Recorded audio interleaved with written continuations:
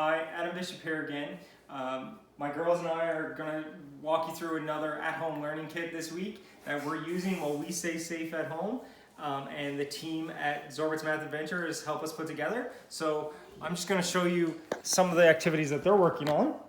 Here we have Emily, who is rolling a dice to identify a shape and then just being creative. So math, this week we're talking all about being creative, having fun. It doesn't have to be a stressful activity. We're just working on drawing a picture, but she's working on shape recognition. She's working on the idea of how many on the dice corresponds to the different shapes. So you got a 2, Emily. What shape are you going to draw?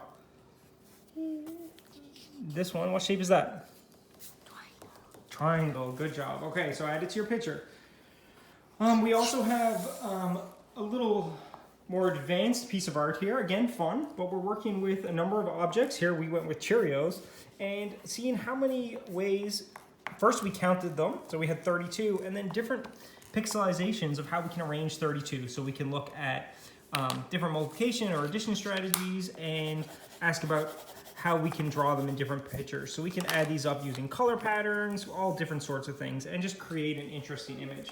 And finally, we can just be creative. So here, our art team has put together this cool sample for you of how you can take a number and turn it into an image.